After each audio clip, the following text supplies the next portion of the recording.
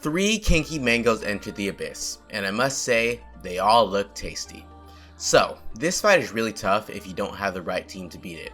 They deal a lot of damage, and the cryo kinky mango is the most dangerous.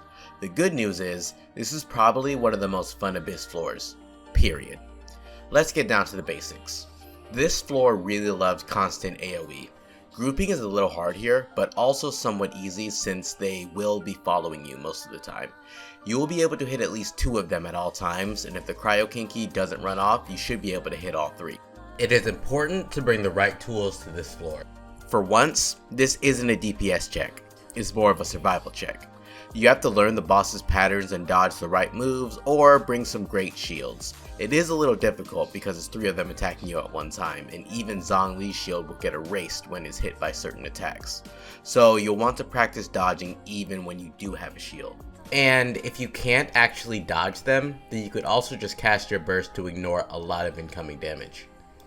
The characters to bring here are characters with some sort of damage mitigation in their kit, such as Xingqiu and Beidou. They will help you tank a lot more damage. Any shielder is appreciated here, but those shields will get wiped really quickly, considering Zhongli doesn't even last more than 1 to 2 hits. Don't be afraid to swap off and reapply those shields before you do die. If you aren't good with dodging the Kinky's moves, then you'll want to bring some very good healers who can also cleanse you. When the Cryo Kinky Mango activates his ice field, the cryo effect will be very troublesome. This alone has cost me many deaths. Characters like Bennett, Jean, and even Diona can cleanse. Diona isn't great here, however, because you're constantly being affected by cryo, and Diona only cleanses once when her skill is cast. And even then, I'm not sure how it works if you already have cryo. Beidou and Razor can also cleanse with their Electro Aura, so keep that in mind. If you do bring Xingqiu, you can start with his burst, but once that cryo field comes up, make sure you cleanse that cryo aura first with either a Jean or a Bennett burst, because you will get frozen and you most likely will die. So, what teams can you bring here? Well, many. Here's an example of a Razor Aggravate Virgin Hyperbloom team that actually works wonders here.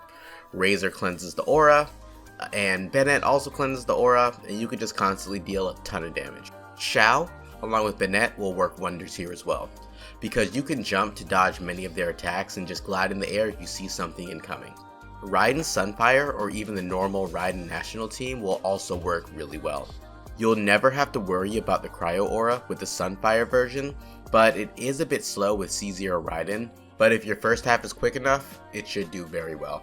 Even a 4-star team like Sucrose with the national players, or any national, international, grational, whatever team will in general clear this with ease.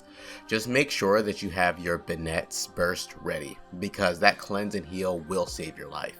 So all in all, bring your shielders, your cleansers, and your damage mitigation, and with enough practice, you'll be able to clear this floor with ease. Learn to dodge the opponent and take the fight slow. Don't get greedy. They actually aren't too hard to beat within 2 to 3 rotations, and that should definitely take you about a minute and a half tops. They aren't hard to burst down here, so if you have like a C2 Raiden and a C6 Sara, you can probably just burst them down rather quickly as well in 1 rotation. But you'll definitely want to stretch it out to 3 rotations if you don't have that kind of power on your account. I much prefer these Abyss challenges over the ridiculous hiding, time wasting, or pure DPS check floors. It's refreshing to feature an actual boss that can and will kill you if you're not prepared. Hoyo should be better at boss designs. They have the capabilities, but would rather bring annoying bosses that hide for 2.5 minutes on an Abyss floor. Or you have to bring a specific Dendro character or a specific Electro character to even beat these bosses. Ridiculous. Alright then everyone, good luck on this challenge. Every Xiao Abyss is always my favorite Abyss. Until next time, Enigma out.